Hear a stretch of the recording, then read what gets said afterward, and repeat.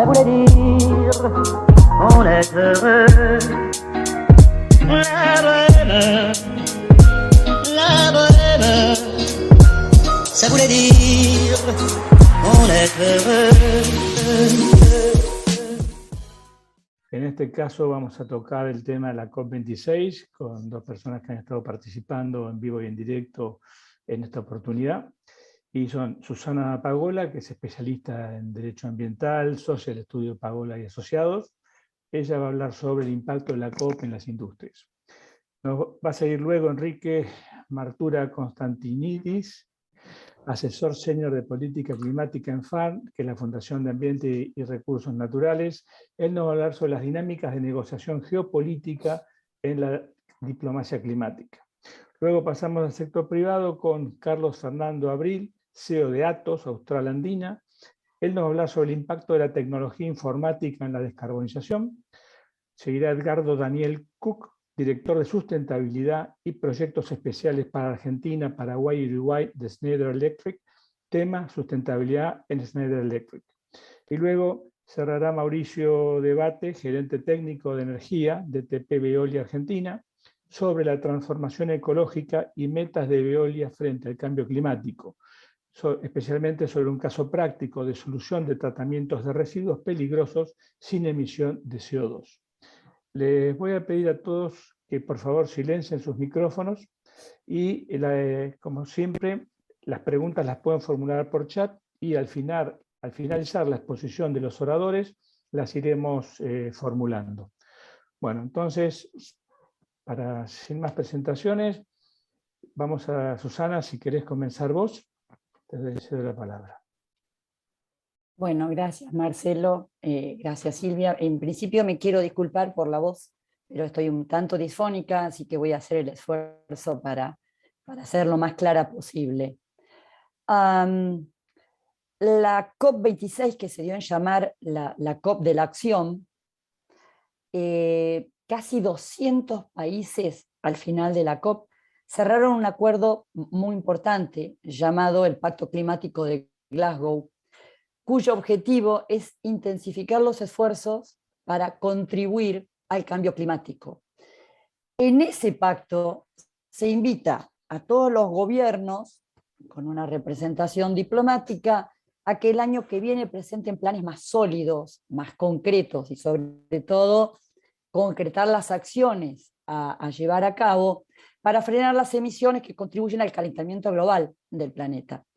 Y además se le pide a los países más ricos que por lo menos dupliquen el financiamiento para proteger a los países pobres y más vulnerables a los riesgos que implica las elevadas temperaturas que se prevén van a suceder si seguimos con este ritmo, y duplicar esos esfuerzos financieros para el 2025. El tema de la financiación, la verdad es que es un tema candente en este aspecto y se plantea siempre en las COP, porque la realidad es que sin financiación para los países pobres no hay posibilidad de transición. Por lo tanto, son los países más pobres los que piden ser compensados por los países más ricos en estos términos de financiación climática, sobre todo teniendo en cuenta que la responsabilidad de las emisiones, el grueso de las emisiones, corresponde precisamente a los países más ricos. El compromiso de financiación que se asumió en el 2009, que contribuye a una financiación anual de 100.000 millones de dólares para el 2020, no está. Está bien que el año de la pandemia cambió muchas cosas, pero estamos lejos de alcanzar ese objetivo de financiación. Por eso es que se le pide a los países ricos que extremen sus esfuerzos para el 2022 y que dupliquen para el 2025 el aporte de financiamiento para contribuir a las políticas de mitigación y de adaptación para los países en vías de desarrollo o los países pobres. El plan de financiación a largo plazo todavía no se definió.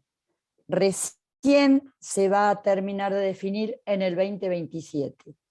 Entonces, venimos un poco atrasados. Según dice el Banco Mundial, en los próximos 10 años los efectos del cambio climático van a afectar a 130 millones de personas que posiblemente queden en la pobreza. 130 millones de personas que hoy no están en esa situación. Y para el 2050, 200 millones de personas, estima el Banco Mundial, que se van a ver obligadas a cambiar su lugar dentro de sus propios países, a mudarse a otro sitio por efecto del cambio climático. Uno escucha en la COP casi el ruego, ¿no?, de los países insulares, que son los más comprometidos. Muchos de ellos prevén que en 50 años van a desaparecer, porque claro, el aumento del nivel del mar hace que tengan cada vez menos tierra. Incluso países de África, donde uno los escucha decir que para ellos el cambio climático es un tema de unidad familiar. Porque yo me recuerdo que en una exposición en el pabellón de África, en el pabellón francoparlante, una representante dijo: para nosotros el cambio climático implica desertificación, y la desertificación hace que emigren nuestros hombres porque van a buscar el sustento para nuestras familias y a veces no vuelven. Y eso para nosotros es una explosión de nuestro esquema familiar y por lo tanto de nuestro esquema social. Eso como para tomar en cuenta que no es solo hablar de cambio climático en general, sino que las personas se ven directamente afectadas por esta tragedia. Para lograr estos objetivos climáticos, entonces, hay que tener en cuenta que tampoco es tan sencillo porque tiene efectos en el desarrollo. Buscar fuentes de financiación que permitan afrontar las inversiones necesarias para estas políticas de mitigación y adaptación, para la famosa transición. Para que estos mecanismos de financiación sean efectivos, tienen que ser multilaterales. Entonces, los países en desarrollo que deban transitar hacia modelos energéticos más limpios, deben poder aumentar el acceso a esas modificaciones de provisión energética, y esto es clave para el desarrollo y es clave para gestionar el riesgo climático. En realidad, todo esto se planteó como posibilidad de solucionarse en la COP, pero a mi entender, yo creo que se le puso mucha expectativa a una COP que venía medio jugada ya, porque bueno, los resultados finales nos mostraron que si bien hubo pactos y compromisos, faltó concreción, faltaron compromisos concretos, decisiones concretas que nos muestren en un plazo determinado y no excesivamente largo, porque el clima no espera, que podría haber ciertas líneas de financiación para que los países en vías de desarrollo puedan hacer esta tan esperada transición. Eso no sucedió. ¿Cuáles fueron las conclusiones en general y luego en forma puntual que afectan al sector industrial? En principio hubo un consenso claro de que todo el mundo tiene que hacer más. Todas las naciones tienen que hacer más de lo que se ha venido haciendo hasta ahora para prevenir un aumento que ya se ve catastrófico en la temperatura a nivel mundial. Al momento de inaugurarse la convención, Guterres dijo que la principal prioridad, por supuesto, tiene que ser limitar el incremento de las temperaturas globales a 1,5 grados Celsius por encima de los niveles preindustriales. Pero ya sabemos que eso es insuficiente, porque los científicos ya han advertido que superar ese umbral aumenta enormemente el riesgo de que se desaten olas de calor que van a ser letales. Hoy hay ciudades en la India que ya son invivibles. Va a haber escasez de agua, va a haber un colapso en los ecosistemas. La temperatura del planeta ya aumentó 1,1 grados Celsius. De manera que si esto se incrementa, no vamos a poder volver atrás. Es cierto que en pos de este objetivo se han logrado muchas cosas, pero bueno, todavía resulta poco lo que se ha logrado. El Pacto de Glasgow tiene ciertas medidas en las que todo el mundo debe tomar. Por ejemplo, se establece que se debe recortar casi a la mitad las emisiones globales de dióxido de carbono para el 2030. Se deben frenar las emisiones de metano y aquí hubo compromiso de parte de los países, compromisos serios para hacerlo. Además, se establecen reglas para responsabilizar a los países que comprometan avances y que luego no los exhiban o no los consigan. Esto también ha sido importante. Los países ricos, por ejemplo, Estados Unidos y Canadá, Japón y gran parte de Europa, Europa Occidental, emiten el 12%, perdón, tienen el 12% de población, pero son responsables del 50% de todos los gases de efecto invernadero relacionados con el calentamiento global, que se emitió en los últimos 170 años, tanto de combustibles fósiles como provenientes de la actividad industrial. Biden y otros dirigentes europeos han dicho que países como Indonesia, India o Sudáfrica tienen que apurarse, tienen que acelerar su tránsito del carbón y otros combustibles fósiles hacia energías no contaminantes.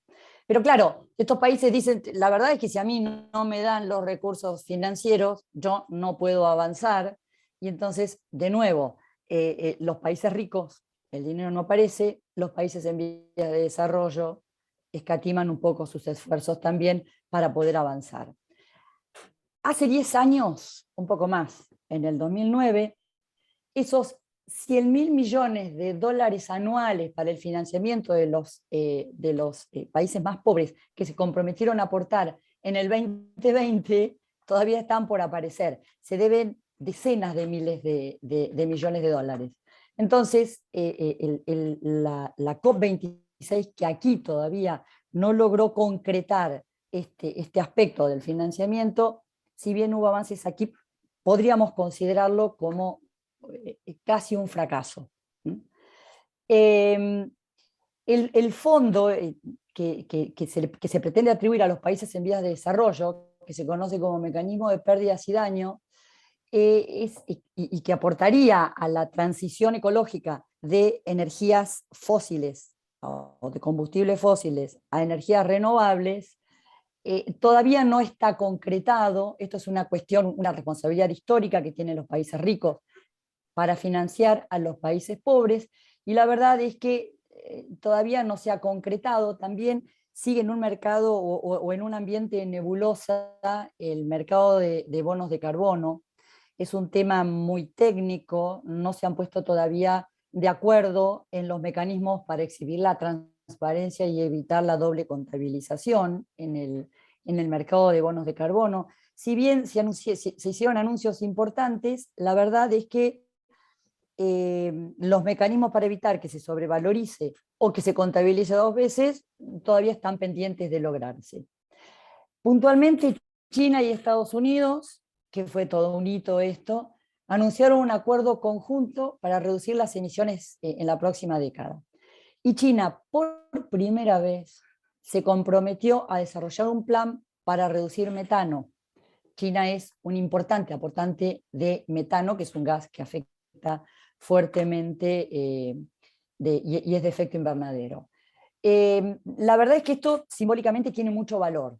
Son 2 potencias rivales, son los principales contaminadores del mundo, y en los pasillos los delegados se mostraban bastante sorprendidos por este acuerdo. Lamentablemente no es muy específico en detalles el acuerdo. El compromiso de China se refiere a reducir gradualmente el carbón a partir del 2026, pero falta establecer cuándo o en qué periodo de tiempo se van a asumir esos compromisos. Esto como hito simbólico de acuerdo entre los países. La India, que también se unió a este compromiso de alcanzar emisiones netas ceros, estableció una fecha límite un poco extensa, pero al menos la estableció, que es el 2070, para dejar de emitir gases de efecto invernadero.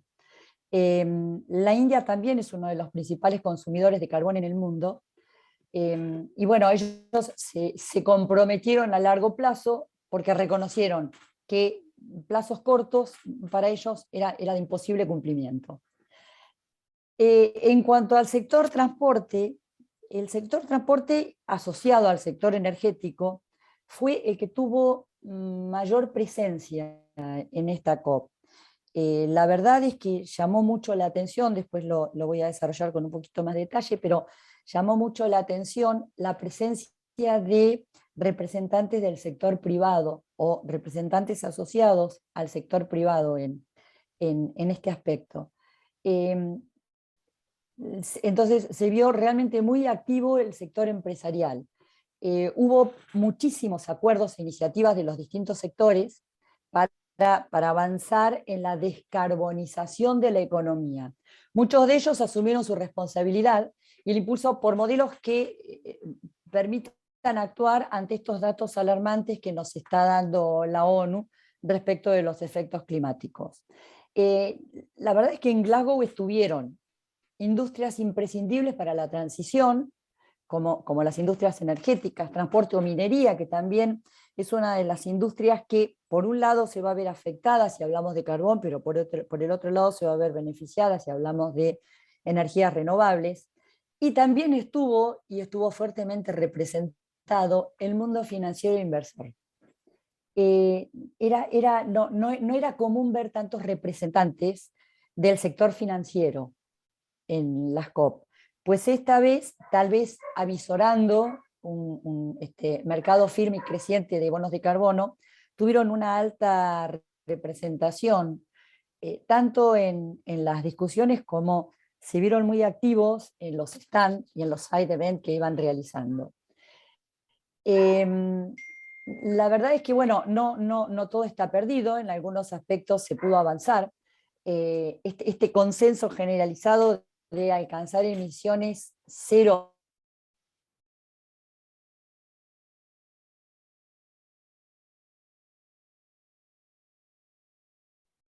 Bueno, parece que la perdimos a Susana. Sí, no, se quedó congelada la imagen. Bueno, entonces seguimos adelante, después si ella se reconecta le damos la oportunidad de cerrar. Igual ya estaba casi en time, así que creo que la inteligencia artificial actuó en nuestro favor. Enrique, si sos tan amable, te invito a que procedas a tu exposición, por favor. Marcelo, muchas gracias. No quiero dejar de agradecerte a vos y a la Cámara por haberme invitado. La verdad que un placer volver a estar con ustedes y poder compartir un poco de esta experiencia también. Bueno, ahí Susana les comentaba algunas de las cosas que fueron ocurriendo en Glasgow en esta conferencia. Y la verdad que era una conferencia muy esperada. O sea, una conferencia que venía con una carga muy grande. Una carga muy grande porque ni bien entró en vigor el Acuerdo de París, se empezó a trabajar en lo que es el reglamento del Acuerdo de París. Entonces, esto lo que generó fue que justamente esta conferencia tenga ese nivel de expectativa, exacerbado por lo que es la pandemia que durante 2020 frenó todo, ¿no? Entonces creo que ahí se empezaron a sumar más cosas alrededor de las expectativas que había con esta COP. Entonces, en ese sentido, es muy importante mencionar un poco lo que es el trasfondo de todo esto, porque normalmente uno habla de los acuerdos, los papeles que van saliendo y demás.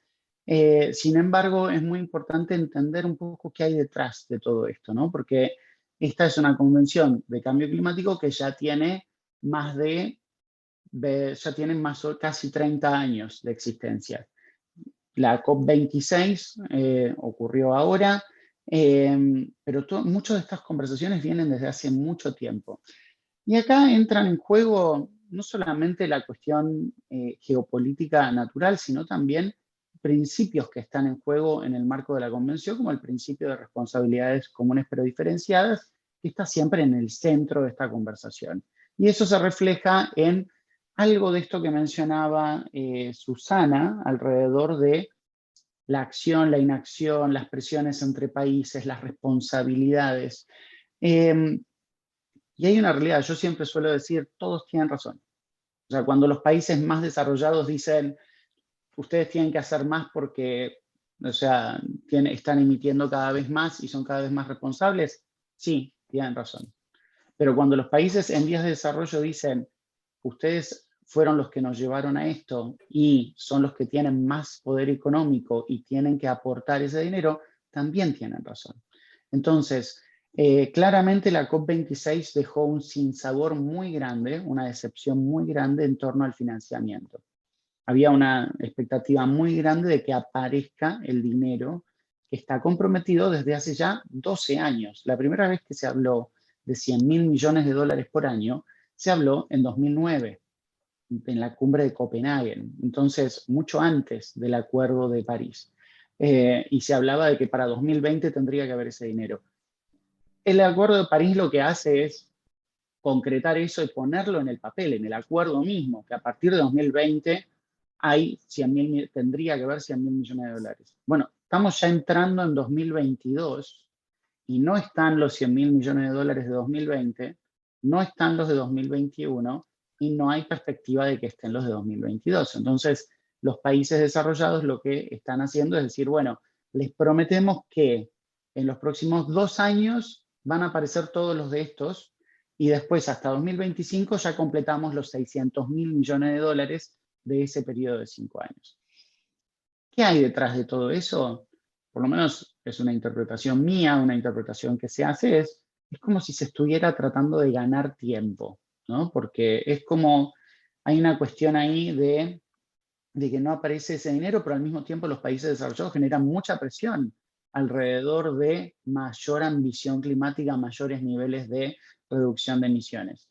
Y eso es algo que incomoda mucho a los países en vías de desarrollo. Y eso se empieza a ver reflejado en muchos aspectos, ¿no? Y eso después empieza a generar otros problemas, que para Latinoamérica en particular es un desafío enorme, donde claro, los países en desarrollo están peleándose por acceder a ese dinero. Entonces, África desde hace varios años está metiendo en la agenda o intentando meter en la agenda que África tiene circunstancias especiales y que entonces por eso tendría que ser prioritario a la hora de acceder a recursos. Lo que pasa es que eso empieza a desatar un efecto dominó muy grande de circunstancias especiales, porque las islas dicen yo tengo circunstancias especiales, los países con montañas dicen yo tengo circunstancias especiales, los países con alta biodiversidad dicen yo tengo circunstancias especiales, y eso en realidad estaría solucionado, no tendríamos esa conversación si ese dinero estuviera disponible. O sea, lo que falta, la cuota que le está faltando a la negociación es la cuota de confianza, que bueno, muchos de ustedes están en el sector privado, saben de lo que implica darle la confianza a un inversor, darle la confianza a con quien alguien hace un acuerdo. Entonces, si el dinero aparece, yo mejoro mis compromisos. Pero empieza a ser una cuestión también de el huevo o la gallina. O sea, vos hacés acciones que yo pongo el dinero, vos ponés dinero que yo hago las acciones. Y estamos así desde hace muchos años. Eso por un lado. Ahora, mientras tanto, la transición está ocurriendo. Yo miraba un poco los logos de algunas de las empresas que están acá, y yo sé que muchas de las empresas están transicionando. Están empezando a invertir, están viendo que los inversores se lo están pidiendo. Susana hacía referencia a la presencia de los inversores. Hace un par de años que los inversores están empezando a cobrar cada vez más relevancia en estas conversaciones porque están queriendo descarbonizar sus carteras. El valor de las acciones de empresas de carbón cada vez se devalúa más. El valor de las startups en tecnologías de hidrógeno, en tecnologías de renovables, cada vez aumenta y genera más interés. Entonces, ese tipo de cosas que desde el sector privado, financiero, se están mirando, también permean en esta conversación que a veces pareciera que va quedando atrasada. Entonces, ¿qué es lo que se ve? Esto, como si se estuviera tratando de ganar tiempo mientras la transición está ocurriendo. Y ahí hay un detalle, ¿no? que viene por otro lado, que es el tema de que esta transición, muchos abogamos para que esa transición sea justa. porque la transición puede ocurrir radicalmente de un día para el otro y dejar de lado a la gente que trabaja, porque detrás de cada una de estas decisiones, detrás de cada una de las empresas, hay gente, hay trabajadores, hay personas que dependen de eso. Y entonces es muy importante hablar no solo de la transición, sino de que la transición sea justa y que pueda estar bien hecha. Ahora, ¿qué pasa? Muchos están levantando ese discurso para ponerlo de excusa. Y eso también es algo que se ve en las negociaciones. Y sin ir más lejos, en el último minuto de la negociación, por primera vez en la historia de las negociaciones climáticas, se hizo referencia explícita a los combustibles fósiles. Todos sabemos que el 80% de las emisiones a nivel mundial de gases de efecto invernadero viene de la quema de combustibles fósiles. Entonces, si queremos solucionar el cambio climático, tenemos que eliminar el uso de combustibles fósiles.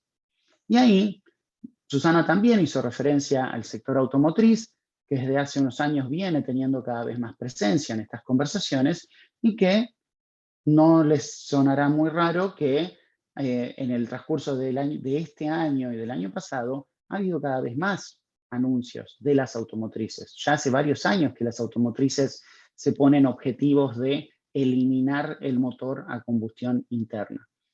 Ya todas las grandes automotrices ya tienen objetivos. Algunas los tendrán para 2025, 30, 35, 40, pero ya está puesta la fecha de vencimiento del motor a combustión interna. Consecuentemente, de una gran porción del petróleo que se consume a nivel mundial. Entonces, eso es algo que ya está en decadencia. Lo que está haciendo la convención es estar reflejándolo ahora, haciendo una mención específica a los combustibles fósiles, lo cual es un poco paradójico para nosotros desde la sociedad civil, porque decimos, si el 80% del problema es los combustibles fósiles, esta es la primera vez que un documento oficial de Naciones Unidas hace referencia a esto. Eso fue una sorpresa. Sin embargo, fue algo muy bueno. O sea, porque además lo que se hizo en ese párrafo, que fue muy controversial hacia el final, es que habla, por un lado, de que había que eliminar el uso de carbón y eliminar progresivamente los subsidios a los combustibles fósiles. ¿Por qué? Porque los subsidios son los que distorsionan un poco el valor de la energía y son los que efectivamente hacen que sea más difícil la penetración de energías renovables para reemplazar a los combustibles fósiles. Entonces, ahí es muy importante volver a esto que Marcelo me preguntaba con el tema del trasfondo de esto. Fíjense cómo en ese último plenario, en los últimos minutos de negociación, las últimas horas de negociación, India y China empiezan a frenar, a bloquear ese tema. ¿Por qué? Básicamente por una cuestión de equidad, por una cuestión de decir, yo si elimino los subsidios, voy a tener problemas para el acceso a la energía. Entonces ahí es un delicado balance que hay que mirar en ese sentido. Es cuestión de mirar, a ver, ¿qué hay detrás de eso? Porque desde un sentido noble, podemos hablar de transición justa, de equidad, de acceso a la energía. Podemos hablar de que cada país necesita su tiempo. Cada país puede ir llegando a la carbono neutralidad de acuerdo a una redistribución justa del presupuesto de carbono. Ahora, el problema es cuando eso se usa de excusa, que es lo que en algunos casos ocurre. Hay países que justamente dicen, no, transición justa, no quiero eliminar los subsidios a los combustibles fósiles porque hay gente que está detrás de todo esto. Pero en realidad no hay ningún plan alternativo detrás. Es básicamente seguir sosteniendo los subsidios. Y esas son las diferencias que hay que tratar de entender y combatir de alguna forma. Porque justamente todos los que queremos es poder tener un futuro para nosotros, para nuestros hijos, para nuestros nietos. O sea, esto es muy importante tenerlo presente. Susana también hacía referencia al tema de la ciencia. La ciencia, por más que hablemos de transición justa, por más que hablemos de equidad, por más que hablemos de los tiempos, la ciencia nos está diciendo que el clima no discrimina eso. La atmósfera recibe emisiones, el clima cambia, tenemos impactos.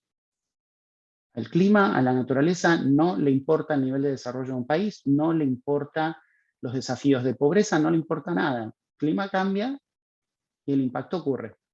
Es una cuestión de nosotros, de decir, bueno, ¿dónde nos ubicamos? Vamos, nos queremos preparar, es una cuestión de avivarse, de simplemente adelantarse a lo que se viene.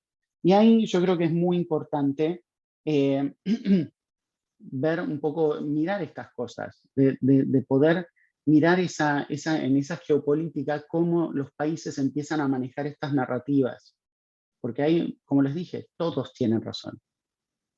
Y si todos actuaran de buena fe y si todos pusieran lo que tienen que poner, acá no tendríamos tantas discusiones de quién va primero, de quién... No, o sea, si los países desarrollados hubieran cumplido con el protocolo de Kioto, si hubieran puesto el dinero que había que poner, si hoy estaríamos con 300.000 millones de dólares disponibles, entonces estaríamos en una posición diferente para exigirle a India, a China, a Argentina y a un montón de países más en vías de desarrollo, que están dentro de los 20 primeros emisores a nivel mundial, para decirle, bueno, acá está el dinero, vos tenés que hacer de tu parte también. Y creo que ahí es muy importante empezar o sea, tener como esa claridad para poder generar y adecuarse a esto, ¿no? Creo que ya estoy como llegando al tiempo, así que simplemente quiero dejar como esto, de que entre los países esta dinámica realmente se ve muy, muy reflejada. Sin dejar de mencionar que la entrada de una nueva presidencia de los Estados Unidos también cambia las cosas. Porque llevamos 4 años de un freno de mano puesto en todo lo que es la acción climática, que ¿qué es lo que generaba ese freno de mano? Generaba que los países decían, y si Estados Unidos no hace esto, la verdad que no tiene sentido que yo, Argentina, yo, Bután, yo, Brasil, haga algo. Si Estados Unidos es el 20% de las emisiones mundiales. Entonces, esas cosas que parecen una conversación de chicos en el colegio, de adolescentes, o sea, pero ocurren. O sea, entonces, ahora que hay un gobierno de los Estados Unidos que pone el cambio climático incluso en conversaciones bilaterales con países de seguridad, cuando habla de seguridad, de defensa, de militares, también mete el cambio climático ahí adentro. O sea, y eso me consta, digamos, de conversaciones con otros políticos y diplomáticos. Entonces ya eso empieza a cambiar la lógica, el tono. O sea, es muy importante observar que Biden llegó a Glasgow con una docena no tienen ministros, pero bueno, de jefes de agencias. Y eso es una muestra muy importante del interés que está poniendo ese gobierno ahí. Y eso también genera toda una implicancia en el resto de las cosas. Así que bueno, con eso cierro y muchas gracias nuevamente. Quedo a disposición para cualquier otra pregunta. Bueno, Enrique, muchísimas gracias. La claridad de tus explicaciones son siempre muy, muy oportunas. Bueno, esperen, ¿qué me pasó? Me sale que me están desactivando el video, ¿puede ser, no? Bueno, entonces, Carlos, te invito a que tomes la palabra y nos cuentes tu exposición, por favor. Ahí estamos. ¿Qué tal? Buenos días a todos. Yo los hablo desde una empresa de tecnología. ¿Cuál es nuestro aporte dentro de lo que es el cambio climático? Básicamente, como empresa de tecnología, Atos ha tomado conciencia de cuál es el impacto que tiene la tecnología dentro de lo que es la decarbonización, lo que es la contaminación del medio ambiente con emisiones de carbono. Y uno por ahí tiene la imagen o asocia siempre a lo que es contaminación con las grandes chimeneas, ¿no? Es el símbolo de las chimeneas generando humo. Sin embargo, la tecnología y todo lo que es el uso de la tecnología hoy contribuye en una forma muy importante y cada vez más a lo que es el impacto en el clima.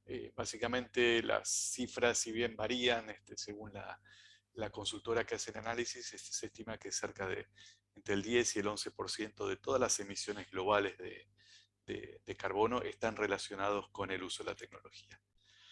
Básicamente, ¿por qué? Porque la tecnología consume energía y la energía, por lo general, no es uno de los elementos más limpios que tenemos, dependiendo más allá de la matriz energética de cada país.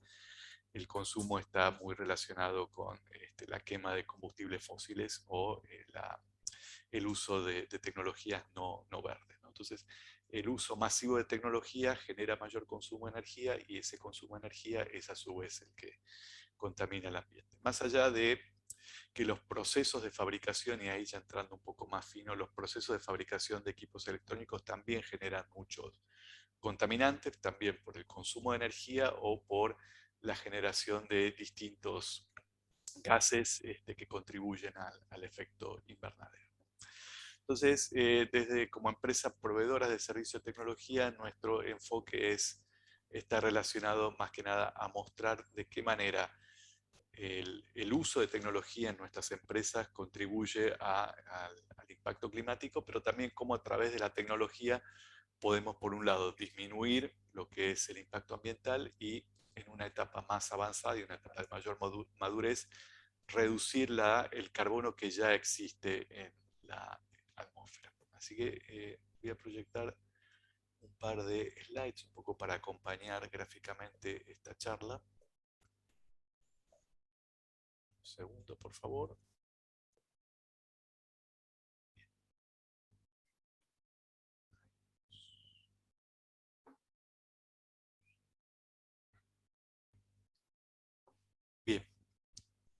Bien.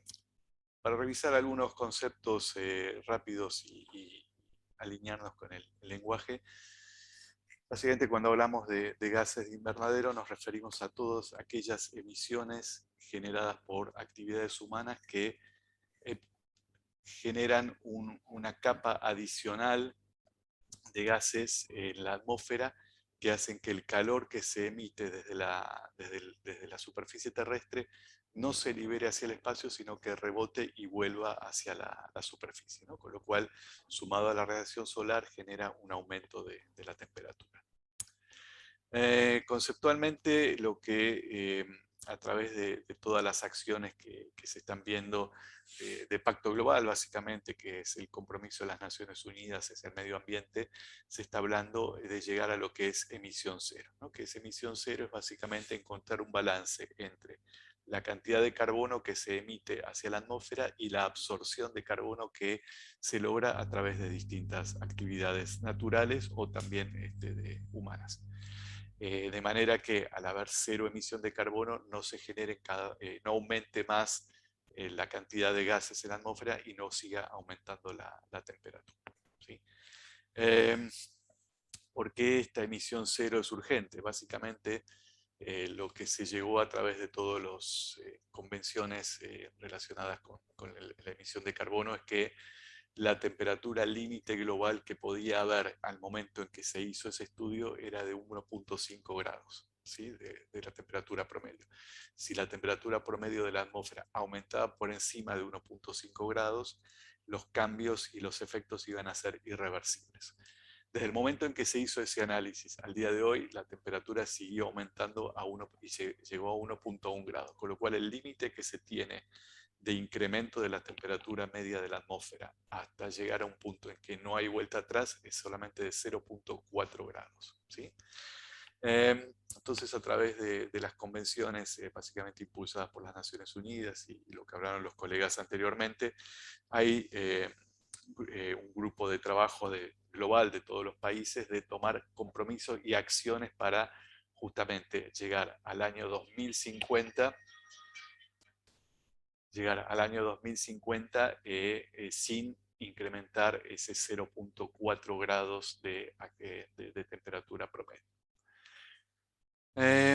Los escenarios, digamos, de las proyecciones que hay varían según qué escenario se toma, si es pesimista o semi-pesimista o optimista. Sin embargo, en todos los casos, los escenarios dicen que vamos a estar por encima de ese valor, ¿sí? Con lo cual las medidas que se tienen que tomar tienen que ser realmente muy, muy fuertes, muy dramáticas y llegar a este compromiso de 1.5 grados. Fíjense que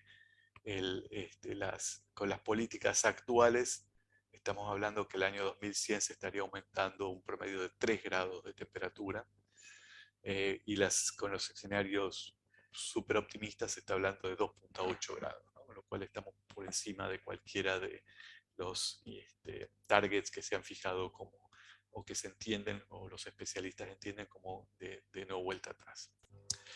Entonces, ¿qué es lo que hacen las compañías? Las compañías básicamente cuando deciden adherir al Pacto Global, es decir, de tomar medidas, fijan una estrategia y fijan metas para llegar al año 2050 con 0 emisión. En el caso nuestro, como Atos, hemos tomado una meta más agresiva de llegar al año 2028 con 0 emisión, ¿sí? Con distintas acciones numeradas y auditadas a través de organismos independientes, para que ese compromiso que toma la empresa frente a su gobierno y frente al Pacto Global, ese compromiso pueda ser medido y pueda ser monitoreado, ¿sí? ¿Cómo se toma ese compromiso? ¿Sí? ¿Qué acciones son las que hay que tomar? Básicamente lo primero que hay que tener es una estrategia, ¿sí? Una estrategia de cómo se va a, en el caso nuestro, la tecnología, cómo vamos a utilizar la tecnología y cómo vamos a migrar las tecnologías que tenemos hoy hacia tecnologías más verdes, cómo vamos a empezar el proceso de decarbonización en tecnología, ¿sí? Cómo vamos a seguir luego con esa decarbonización, no solamente en el uso de la tecnología, sino en todos los procesos industriales que tiene mi compañía.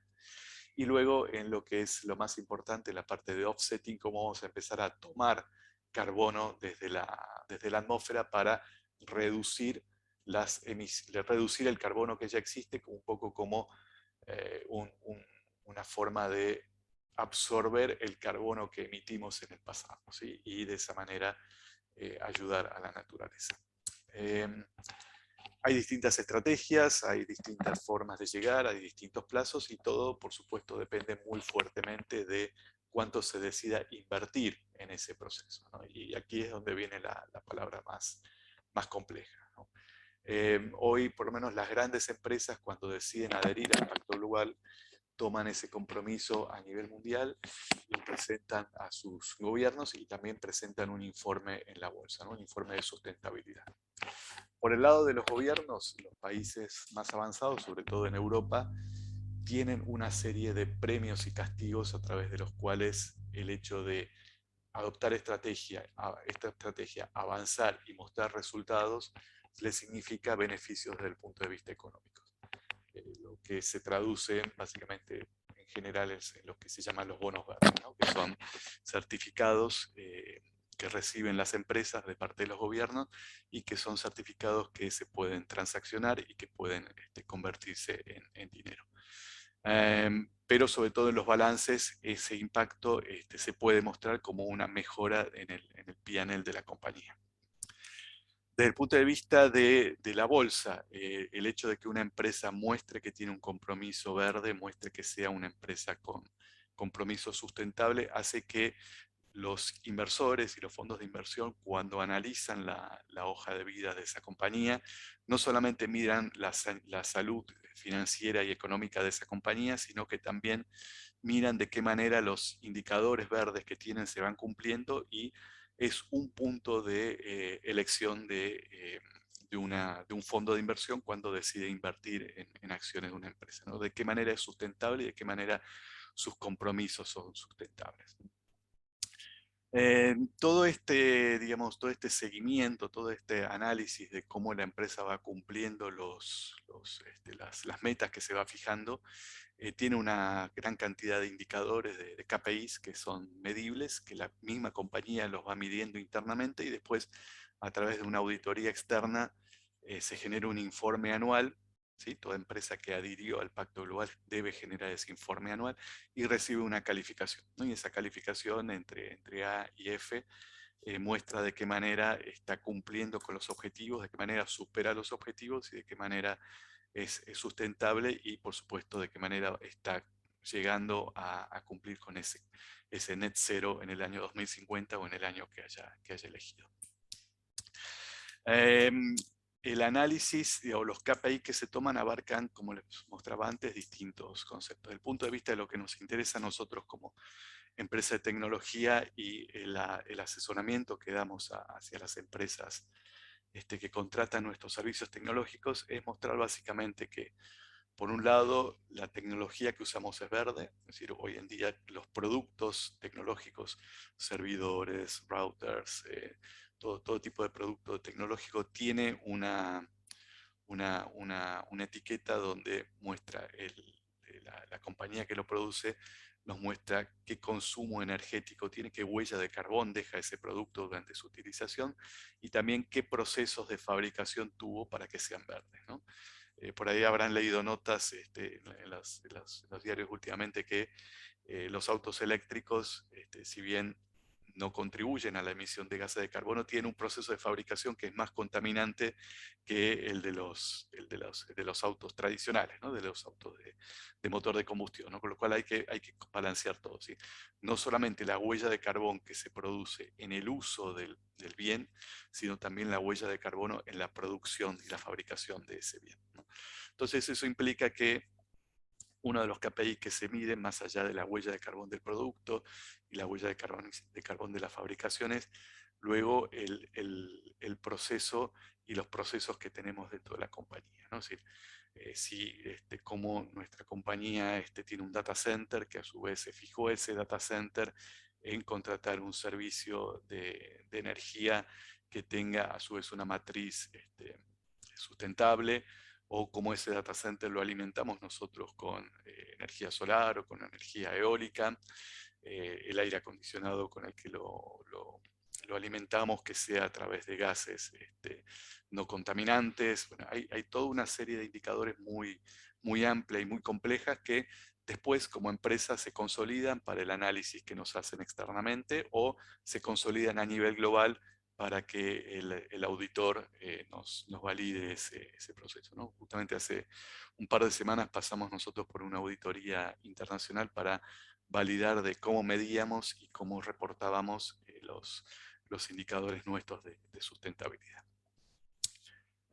Básicamente, después todos estos indicadores se muestran en los reportes, y una empresa como CDP, que es una empresa contratada por los organismos internacionales para evaluar a las empresas que han adherido al Pacto Global y que han tomado el compromiso. Luego estos reportes son públicos, ¿sí? Donde se ve el nombre de la empresa, se ve el país que pertenece, al que sector industria está, y la calificación que obtiene por esta consultora, ¿no?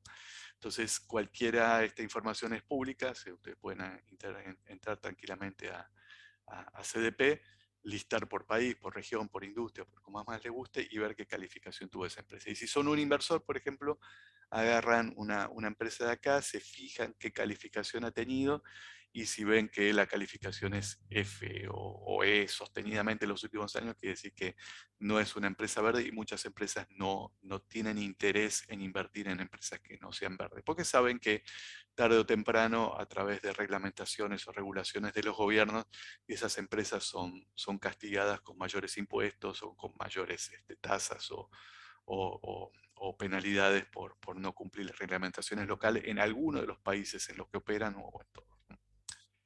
Así que bueno, básicamente esa era la presentación. Un poco el objetivo nuestro como Atos es mostrar que a través de la transformación digital las empresas pueden comenzar ya a mejorar y a reducir sus emisiones de carbono en lo que está relacionado con el uso de la tecnología, y que después a través de la mejora de los procesos, una vez que se entró en la transformación digital, se contribuye también a reducir las emisiones de carbono en el uso diario de la tecnología de los colaboradores. Hay mucho de capacitación, hay mucho de formación, y también hay mucho de aprendizaje durante este proceso, pero más que nada el primer paso es tomar conciencia del impacto que tiene la tecnología en la emisión de carbono y el rol que puede cumplir todas las empresas en colaborar y mejorar eso. Nada más, muchas gracias. Bueno, Carlos, muchísimas gracias. Muy buena la presentación y la incidencia de la tecnología en cómo contribuye al cambio climático. Bueno, vamos a seguir adelante para ganar tiempo. Edgardo, te cedo la palabra para que nos comentes sobre el tema de sustentabilidad de Schneider Electric, por favor. Sí, buenos días a todos. Mi nombre es Edgardo Cook. Soy director de sustentabilidad y proyectos especiales en Schneider Electric Argentina, para Argentina, Uruguay y Paraguay. Quiero compartirles en esta breve presentación algunas de las cosas que estamos haciendo en términos de sustentabilidad. Quizá no esté absolutamente todo, pero trato de resumirlo en lo más que podemos trabajar. Nosotros a nivel mundial, Schneider Electric ha sido reconocida como ser la empresa más sustentable a nivel mundial, la corporación más sustentable.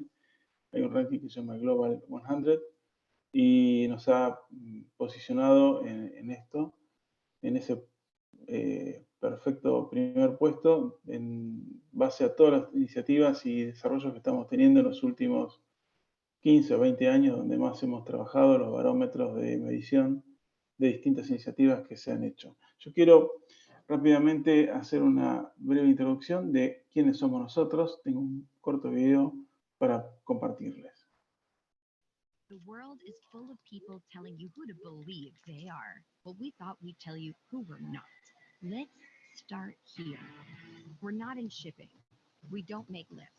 Seriously, no lifts. We do this. We're good at this. And we make all of these. And even though you'll find us here and here, we don't make energy. We make you save it. And you'll be saving the environment too. Are we an internet company? Well, we connect and power just about everything around you, helping machines talk to each other and to you, making your world more personal. We're seeking out the big questions and answering them honestly. Like, how can we make the most of our energy and resources? Or can we make access to energy and digital basic human rights? We're real people, employees, developers, partners, investors, and inventors, all passionate about doing what's right. We're open, humans of all sorts from all over, learning from each other and about each other. We're not here to save the world. It'll go on with or without us. We're here to help power and connect what you do every day, to ensure life is on everywhere, for everyone at every moment. The world is... Básicamente decimos que nuestro propósito es empoderar a todos y aprovechar la mejor de toda nuestra energía y nuestros recursos, buscando todo lo que es progreso y la sustentabilidad para todos.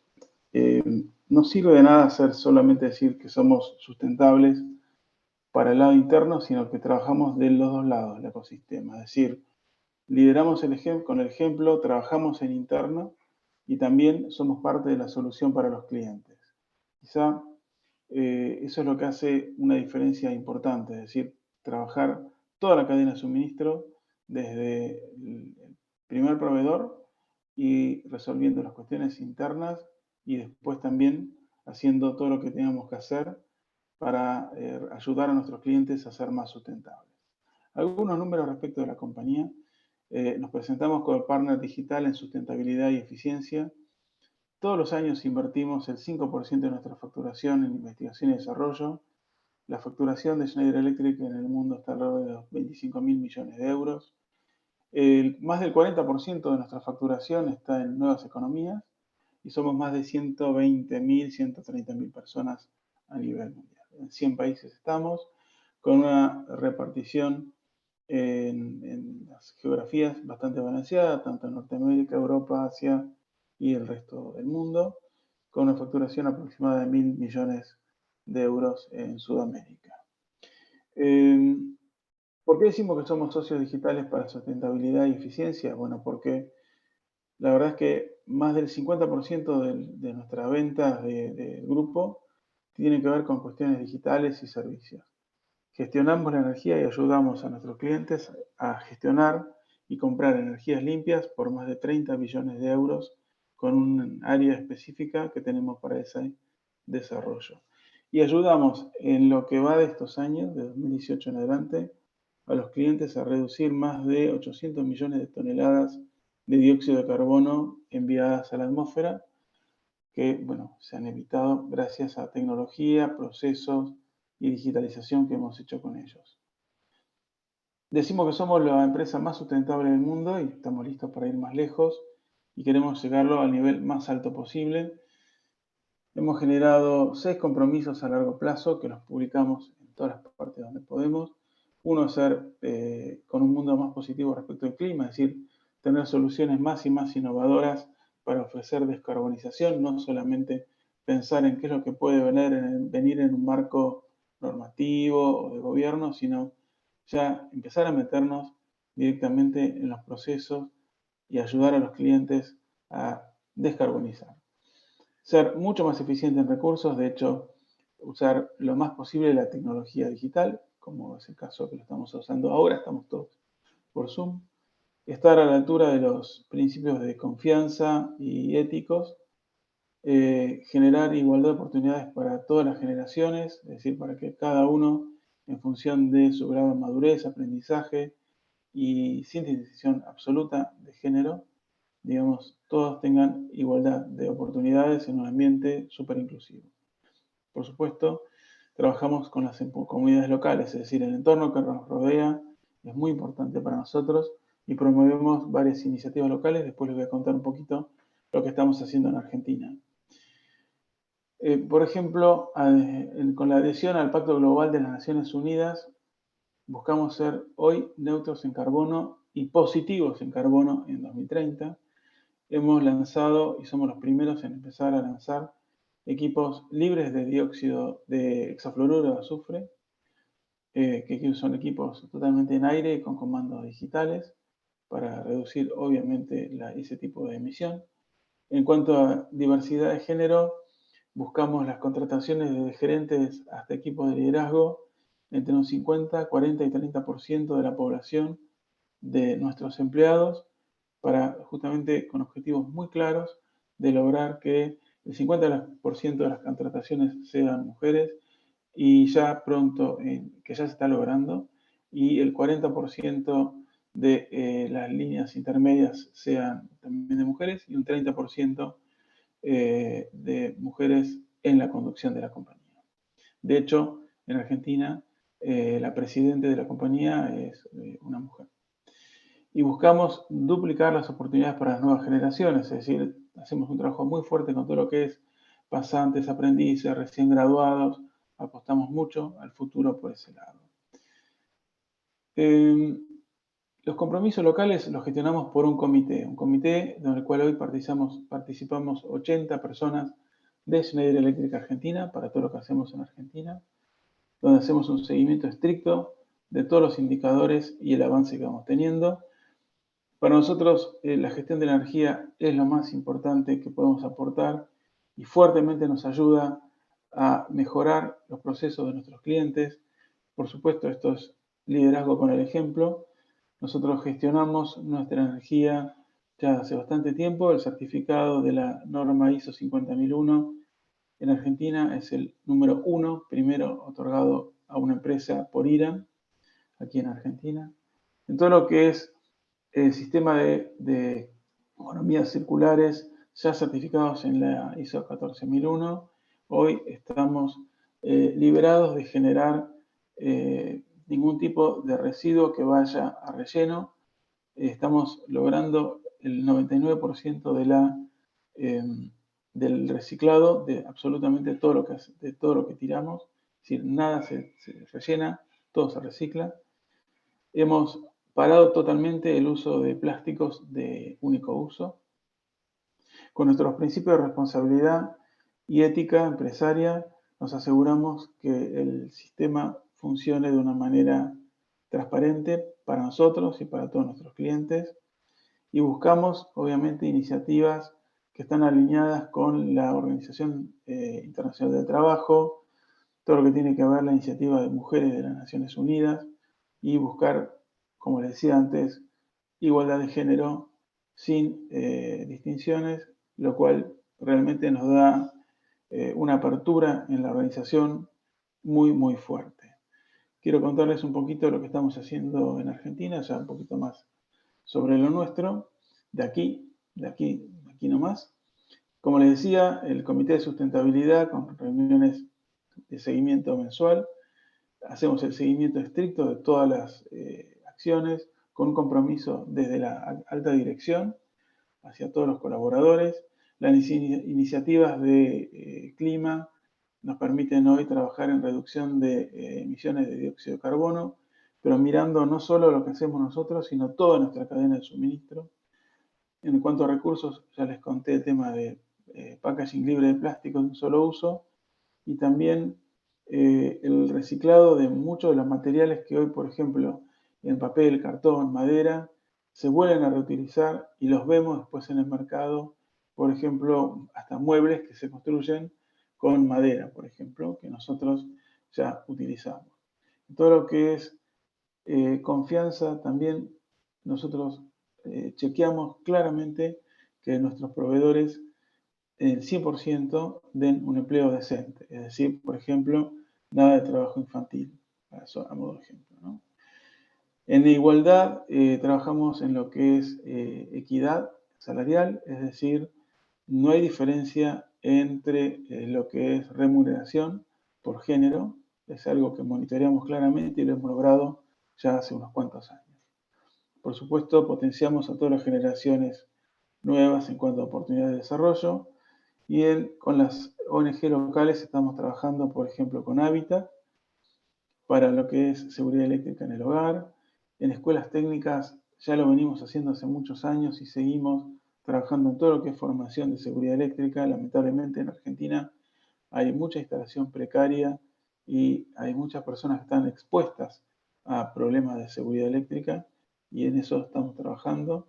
Trabajamos también con la fundación, el proyecto de actuar de IDEA, para ayudar a los chicos a conseguir su primer empleo, y hacemos un entrenamiento muy fuerte de lo que es docentes para lo que es conseguir equipos para la educación técnica.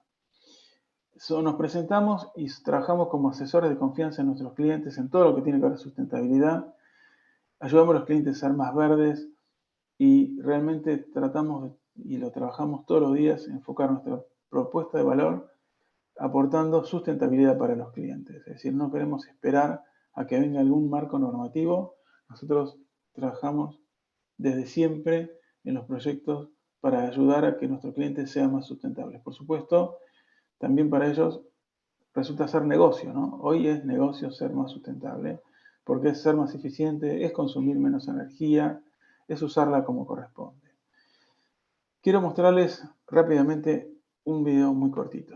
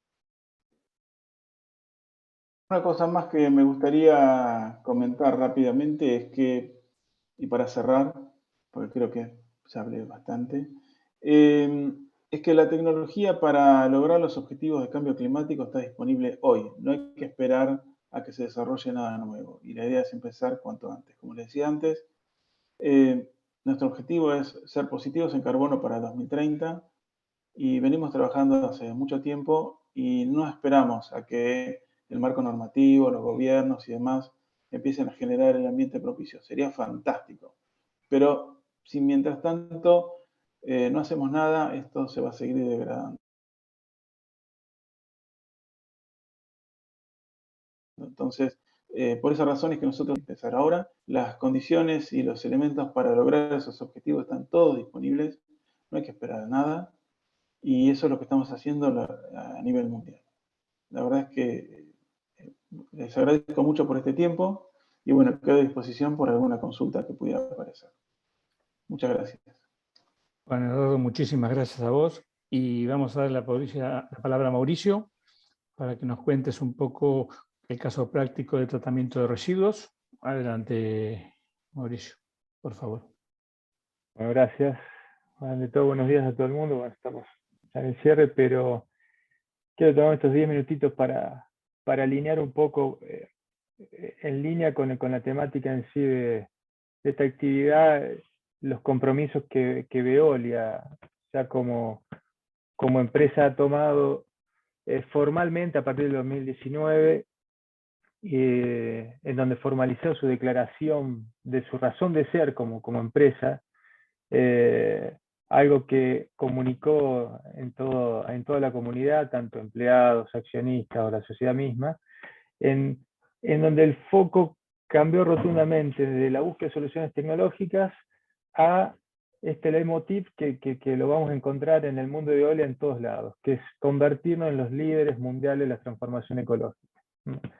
En actividades de alto impacto ecológico como la que participamos nosotros, tanto en agua, residuos, energía, para nosotros es una brújula dentro del universo de soluciones que abordamos, ¿no? Y con respecto a los compromisos tomados en las diferentes COP, Veolia como un jugador activo, desde el 2019 que ha tomado compromisos de reducción bastante comprometidos o bastante ambiciosos, y en este año ha decidido duplicar estas metas de reducción, ni más ni menos porque nuestro planeta lo necesita. No es por una cuestión más que alinear realmente nuestra razón de ser con lo que realmente se necesita.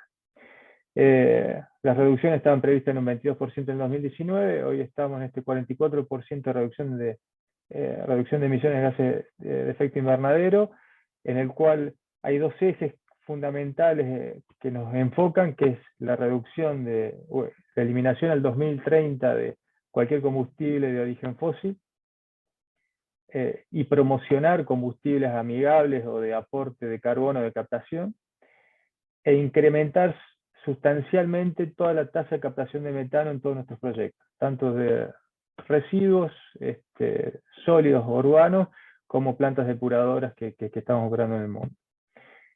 Nuestra meta final es 2050, ser una empresa con emisiones netas cero, ¿no? Ese es nuestro objetivo.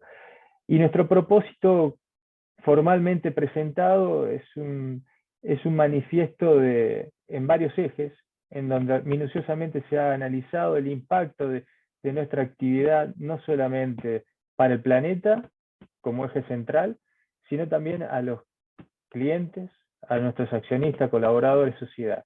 Y en este sentido, en cada una de estas patas que conforman el eje de nuestra actividad, verlos desde la aplicación, desde lo general, el impacto a nivel planeta, como proyectos de captación de plásticos en océanos que hoy están en etapas de madurez más o menos importantes, hasta los proyectos de mayor impacto pero a nivel territorio, a nivel local, o sea, en la cercanía.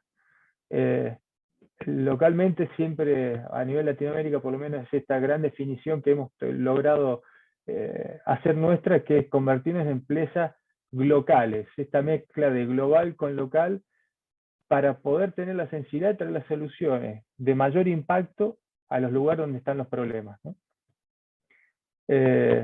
Obviamente nuestros colaboradores es el músculo que nos mueve, la que nos permite ejecutar todo este plan, que es un plan ambicioso, que incluye no solamente a nuestros clientes, sino que nos ha puesto en cabeza de nuestros accionistas este valor en donde encontrar que todas estas patas estén alineadas con realmente nuestro propósito. En este sentido, la fusión con el Grupo Suez nos lleva a tener una escala mundial que, como nos dice nuestro presidente, queremos ser los campeones mundiales de la transformación ecológica. Hoy estamos en este proceso que realmente nos posiciona de una manera muy optimista respecto a estas metas ambiciosas que estamos buscando, y que localmente, a nivel Argentina, nos ha permitido ir articulando soluciones que en distintos sectores o actividades industriales en donde el impacto ambiental ha quedado relegado, hoy tenemos la tranquilidad o tenemos el orgullo de decir pudimos traer soluciones que realmente cambian rotundamente la forma de hacer las cosas. En particular, entrando ya, como recién mencionaba Marcelo, a un caso práctico, y sin ahondar muchos detalles técnicos,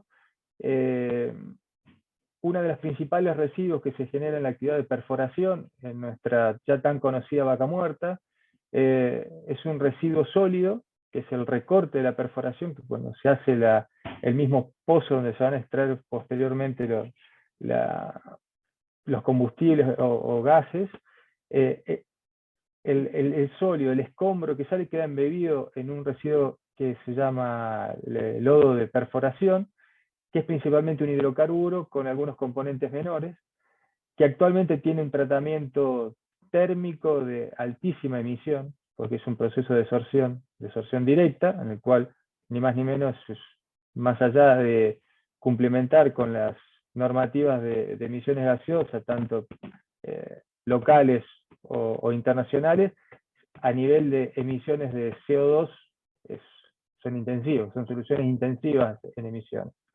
En el caso nuestro, fue ante esta problemática, esta actividad, que es una actividad intensiva, la perforación en estas áreas de producción, fue buscar una tecnología que nos permita llegar a emisiones cero en la solución de este residuo. Y ya no empezar a hablar de un tratamiento de un residuo, sino en cómo a partir de este residuo sólido que genera el cliente, poder separar tanto las fases sólidas y líquidas de hidrocarburos para poder recuperar el hidrocarburo en su calidad comercial y un agua para uso industrial.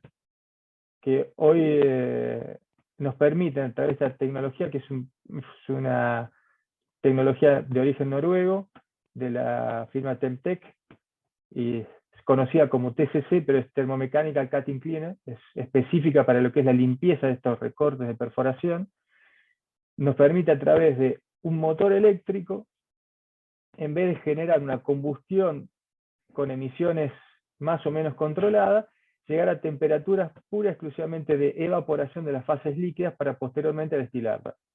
Con lo cual, controlar un motor eléctrico con la tecnología actual, o sea, un variador de velocidad, más allá que es un gran motor eléctrico, nos permite tener hoy un grado de precisión y de trazabilidad de este tratamiento de punta a punta que de otra manera casi sería imposible. Sí queremos hacer hincapié que este tipo de soluciones, traerlas a los mercados locales, siempre tiene que haber un cliente, una contrapartida que le interese este tipo de soluciones, ¿no? Nosotros el principal valor que tenemos en este proyecto es el reuso de las corrientes líquidas, llámese hidrocarburos, donde hay hidrocarburos que son de alto valor. El hidrocarburo que se utiliza para perforación, sobre todo las empresas que son medioambientalmente responsables, son hidrocarburos sintéticos, libres de aromáticos, en donde el impacto ambiental en sí del uso de estos fluidos es mínimo. Entonces su recuperación en un 99,6%, o sea, casi en su totalidad, agrega o suma en la economía circular de una operación que significaría, de cara a nuestro cliente, la importación de un fluido que se usa intensivamente en el proceso de perforación, la importación con todas sus complicaciones, obviamente, con su impacto, su huella de carbono, que es su logística, su fabricación, en donde nosotros estamos con este proceso recuperándolo en su totalidad para el reuso inmediato en la locación de la perforación.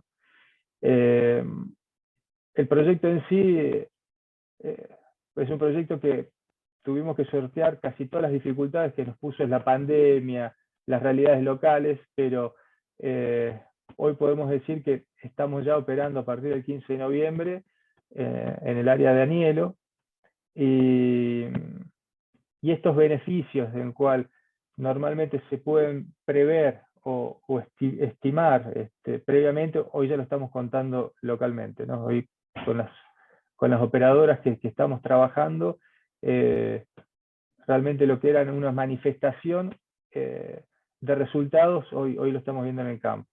Que este tipo de proyectos implementados localmente, para nosotros fue, digamos, la máxima manifestación de nuestro propósito como Veolia en las soluciones locales. Más allá de las oportunidades de negocios que obviamente genera la recuperación de estos fluidos, incluir soluciones que tienen un grado de madurez importante en las operaciones que recién inician a lo mejor en el país, para este tipo de residuos en el área de vaca muerta fue todo un desafío para nosotros, ¿no? Complementariamente a lo que es la recuperación o soluciones que incluyen huella de carbón cero, o sea, disminuir drásticamente el impacto de la actividad de nuestros clientes, ya hace 7 años que en el país contamos con un espacio que se llama Habride, es un espacio que Veolia, bueno, hoy tiene más de 20 en todo el mundo, en donde nos permitimos en tiempo real estar evaluando todas las operaciones que tenemos en nuestro país. Porque más allá de la tecnología, la operación que soluciones que tengan en su diseño la previsión de 0 emisiones, la operación, la performance de las operaciones, o sea, las mejoras de la eficiencia de los procesos, es la forma más fácil de reducir la huella de carbono que tenemos desde la actividad que ya está en nuestro país. Nosotros en nuestro centro nos permitimos, hoy estamos monitoreando todas las operaciones locales, estamos dando soporte a algunas operaciones tanto en Colombia, México, Chile. Chile ya cuenta con su espacio de Habride igual que Colombia. El soporte nuestro es pura y exclusivamente porque Argentina fue el primer Habride para toda Latinoamérica.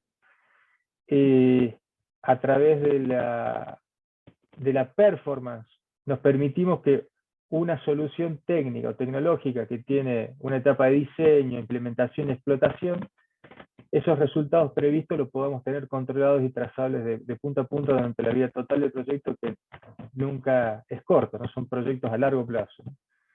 Este tipo de soluciones obviamente nos lleva a que, primero, como una empresa operadora que somos, más allá que siempre estamos buscando la tecnología que nos acompañe en la solución que esté alineando estos intereses tanto nuestros como empresa, como la de nuestros clientes y la comunidad y nuestros accionistas, la solución digital, la pata digital, sea puesta localmente y en la región, nos abre un abanico de soluciones que, complementariamente a lo mejor lo que decían las empresas anteriores, que son más tecnológicas, más que de servicio como somos nosotros, hace que realmente podamos disfrutar localmente de los beneficios que le traemos o le trasladamos a nuestros clientes a través de la operación. Y ha dejado de ser una variable marginal, lo que es la huella de carbón o el impacto en las emisiones que producían cada una de las actividades de nuestros clientes, a empezar a ser factores clave en la toma de decisiones. Hay proyectos que en donde han tenido un go no go pura y exclusivamente a partir del impacto en su huella de carbón futura, ¿no? Entonces, creemos muy, pero muy conveniente la búsqueda permanente de soluciones que nos permitan cambiar esta realidad, ¿no? Esta realidad que nos exige nuestro planeta, en donde hoy nos sentimos orgullosos de pertenecer a una empresa que lo valora y que nos permite trabajar en ese sentido, ¿no? La trazabilidad o el cumplimiento de todos los recursos que están involucrados en nuestras soluciones es total, hay total transparencia. Normalmente tenemos este espacio de Customer Hub, que es el espacio que le damos a nuestros clientes para poder ver sus resultados en tiempo real, y no solamente enfocado en clientes industriales, en clientes de las comunidades, donde tenemos servicios de provisiones de agua, tratamientos de residuos cloacales. Se tiene el mismo acceso a la información, y la comunidad, no solamente clientes industriales, sino que la comunidad está empezando a exigir en algunas partes del mundo estos KPI ecológicos, en donde no solamente vamos a demostrar la funcionalidad o la performance técnica de un equipo, sino su performance ecológica, ¿no? En un concepto mucho más global. Así que agradecemos el espacio para poder hablar de este tipo de soluciones, en donde estamos muy involucrados a nivel local, y bueno, quedamos abiertos a todo el panel de preguntas y respuestas, ¿no? Muchas gracias. Bueno, Mauricio, muchísimas gracias a vos. La verdad que venimos con el tiempo justo. Tenemos un par de preguntas. Silvia, no sé si las querés leer vos o comento yo algunas. Como quieras, acá estoy viendo una pregunta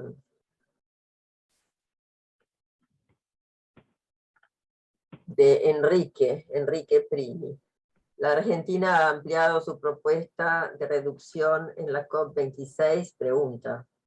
¿Y cómo se espera que continúe el proceso durante 2022 en Argentina a nivel público y su relación con las empresas privadas? Enrique, supongo que esa pregunta mejor está dirigida a vos. Bueno, sin ningún problema. Gracias por la pregunta. A ver, este año lo que ocurrió es que Argentina, algunos recordarán que Argentina presentó en diciembre de 2020 su nueva contribución nacionalmente determinada, o sea, su compromiso al año 2030 de reducción de emisiones y adaptación al cambio climático. El compromiso para 2021 era que se trabaje sobre los planes sectoriales de esto, de los cuales muy poco se supo. O sea, hubo procesos de algunos ministerios, algunas consultas hicieron, pero bueno, fue un proceso que no ocurrió ampliamente. Por el contrario, un proceso que sí, digamos, el gobierno le puso más hincapié fue el de la estrategia de descarbonización de largo plazo. Esta estrategia de descarbonización de largo plazo, ya desde hace muchos años, el expresidente Macri hablaba de carbono neutralidad, el presidente Fernández reafirma el compromiso de Argentina de ser carbono neutral, así que eso se tendría que reflejar en una estrategia de descarbonización de largo plazo. Lamentablemente, por presiones de diferentes sectores, en el mes de octubre más o menos, eso generó un freno en la publicación de este compromiso, y se acordó, bueno, el anuncio, mejor dicho, es que eso se va a seguir trabajando el año que viene y que se va a presentar el año que viene. Y ahí es fundamental la participación de los sectores. O sea, un reclamo que desde Fundación Ambiente Recursos Naturales siempre hacemos es que todos estos procesos tienen que ser abiertos, tienen que ser públicos, tienen que tener la participación de la sociedad civil en su totalidad. Hablamos de ONGs, de la academia, del sector privado, de los sindicatos, porque todas estas decisiones claramente nos afectan a todos. Y justamente es importante que si Argentina quiere ser carbono neutral en el 2050, bueno, hay que empezar a planificar cómo va a ser eso. Y para eso es muy importante que el año que viene, si el compromiso está, esas discusiones sectoriales ocurran, básicamente. Y que esas discusiones sectoriales sean lo más amplias e inclusivas. Son muy difíciles, porque O sea, estamos hablando de que una carbono neutralidad es básicamente un mundo sin petróleo, un mundo sin vaca muerta, un mundo sin autos a combustión interna. Entonces, tenemos que empezar a prepararnos. Y Argentina tiene todo el potencial. Creo que las presentaciones anteriores, las de Edgardo, de Carlos en particular, justamente hacen como mucho hincapié en que es totalmente viable hacerlo de esta manera. Así que bueno, el año que viene hay que insistir con las autoridades para que estos procesos ocurran, porque a veces, y ahí, digamos, les tiro también la pelota a ustedes, o sea, que son actores fundamentales de estas cosas, porque ustedes son personas que están en sectores que justamente generan estos empleos, generan estos cambios, generan esta energía, y tienen que estar involucrados. O sea, creo que es muy importante que ustedes puedan estar involucrados. Me parece que tienen que ir reclamando, pidiendo esos espacios que me parece que son importantísimos, pues si no están ustedes en esas conversaciones, después se generan políticas que nadie sabe cómo implementar. Así que bueno. Yo tengo una pregunta en honor al tiempo también, pero no sé si vas a poder resumirla, Enrique, que tiene que ver con dos temas bastante centrales. Uno es la modificación del artículo 6 y lo que eso implica. Yo sé que resumirlo va a ser difícil, y si muy brevemente podés comentar cómo evolucionó el tema del carbon tax, el impuesto al carbono que se viene discutiendo. Bueno, el artículo 6, para los que no saben, menuda tarea me dejaste para pocos minutitos, pero bueno. Y si no, tenemos otra reunión para esto.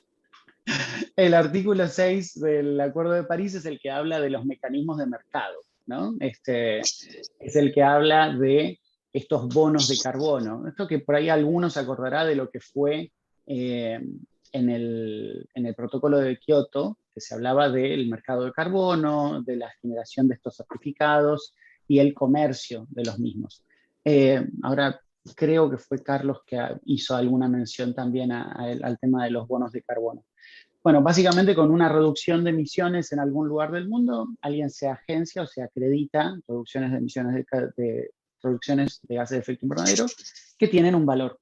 Entonces, esa persona eventualmente, o esa empresa, puede comercializarlo en el futuro. El artículo 6 del Acuerdo de París lo que buscaba siempre es generar un nuevo mercado de carbono. Ese nuevo mercado de carbono es un mercado que tiene que empezar a incentivar la descarbonización. Y a través de un nuevo mercado que es muy interesante, sobre todo para el sector privado o sobre todo para el mundo de las inversiones. Venía muy frenado porque es muy complejo. Ese mercado puede salir muy bien o puede salir mal.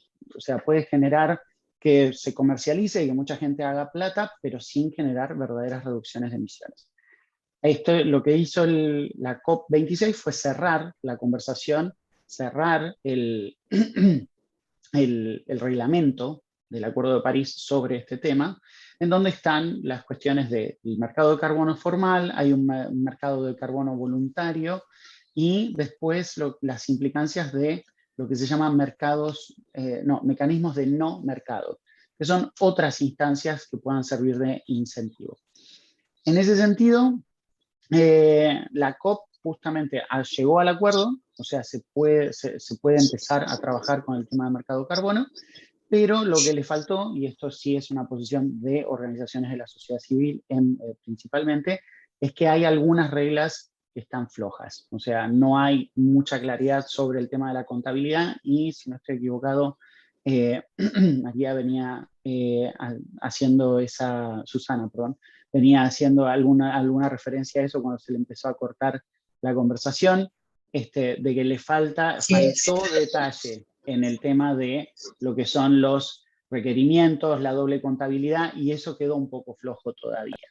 Ahí creo que todavía hay mucho camino por recorrer, y es muy importante poder avanzar y poder hacer, sobre todo desde la responsabilidad empresaria, la responsabilidad de los países, la transparencia, de que esos bonos que se generen no vayan por la vía equivocada. Y el otro tema que vos me preguntabas era del impuesto del carbono. Que eso es otra conversación que es más una medida fiscal, ¿no? O sea que en Argentina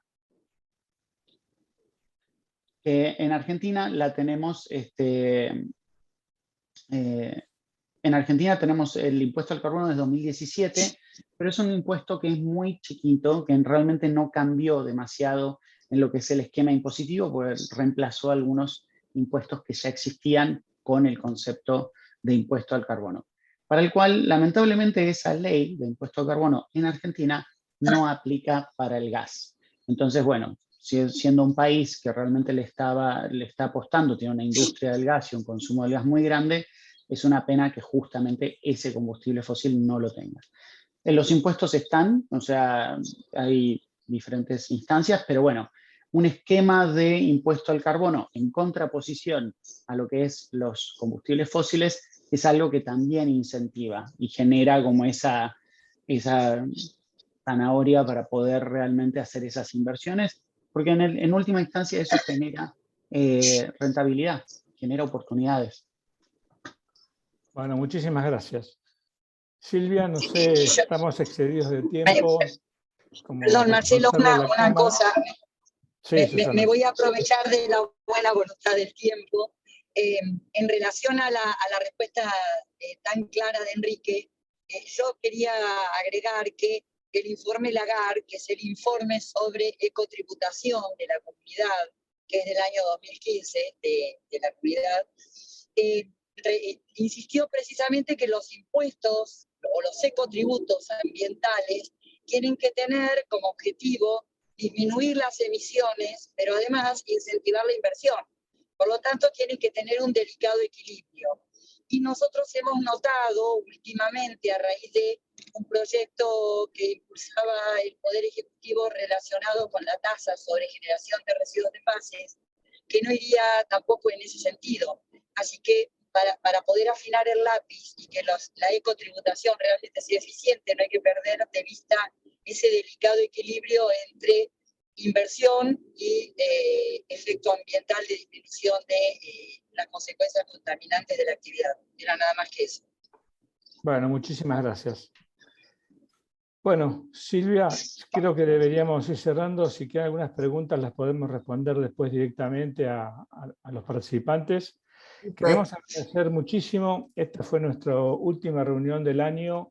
En la Cámara decidimos dedicárselo a la problemática del cambio climático y todos nuestros webinars, prácticamente con una frecuencia mensual, han abordado todos estos temas amplios y fue un desafío cuando los planteamos, pero creo que lo hemos logrado exitosamente, sobre todo con la participación de empresas privadas, del sector público, y es un desafío que hay que seguir llevando adelante, porque no podemos quedarnos cruzados de brazos. Como coordinador de la comisión, les agradezco muchísimo la participación a todos ustedes, al equipo que nos acompaña, y Silvia, te dejo la palabra de cierre institucionales. Bueno, muchas gracias. Bueno, yo hoy especialmente agradezco a todos los participantes y nuestros expositores que realmente nos han dado su tiempo y han aportado tantas cosas. Cerramos el año y el año que viene veremos cómo continuamos y esperamos seguir con el apoyo de todos ustedes. Les mando un beso y hasta pronto. Muchísimas gracias y que tengan felices fiestas. Muchas gracias, felices fiestas a todos también. Gracias. Felices fiestas a todos, que tengan un buen día. Gracias. Gracias, adiós, muy bueno todo, muchas gracias. Chao, chao, chao.